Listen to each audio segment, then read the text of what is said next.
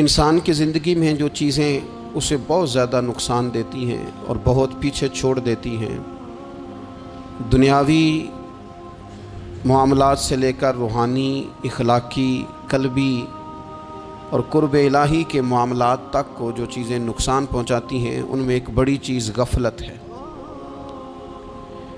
ایک لفظ ہوتا ہے جو ہمیں اکثر سننے کو ملتا ہے کہ آپ کی توجہ نہیں ہے۔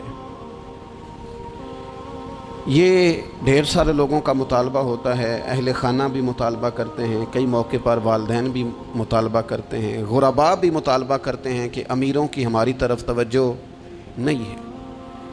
اور یہ بڑی لازمی سی بات ہے کہ کسی چیز پر جب توجہ رہتی ہے تو وہ چیز بہتر ہو جاتی ہے، اور جب عدم توجہی کا لوگ مظاہرہ کرتے ہیں تو وہ معاملہ خراب ہو جاتا ہے۔ یہ جو عدم توجہ ہے اسی کو غفلت کہتے ہیں، اور جب انسان کے مزاج پر غفلت طاری ہوتی ہے اور غفلت اس پر پوری طرح غلبہ کر لیتی ہے تو پھر اس کی زرخیز زمین کو وہ بنجر کرتی ہے۔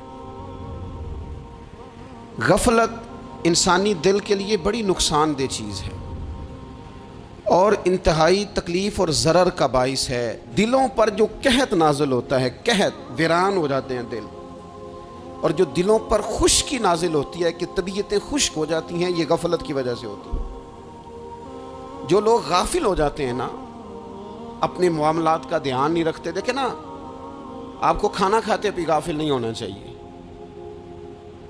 اگر کھانا بھی غیر معتدل کھا لیا جائے تو وہ انسان کی طبیعت کے لیے باعث ضرر بن جاتا ہے، نقصان کا باعث بنتا ہے۔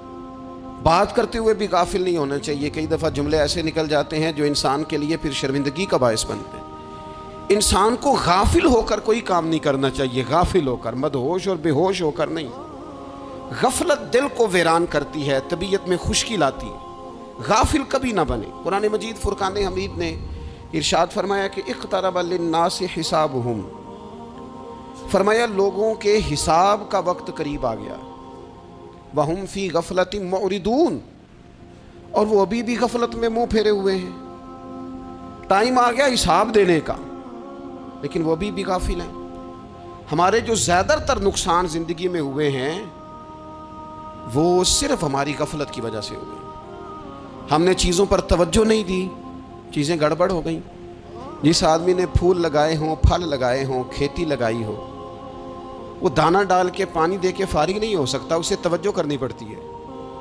اور کسی نے کہا تھا مالی جیندے ہون تو پھر بوٹے سکدے نہیں، اگر موجود ہونا ان کو سینچنے والا، رکھوالی کرنے والا، تو پھر ان کی جڑیں کبھی خشک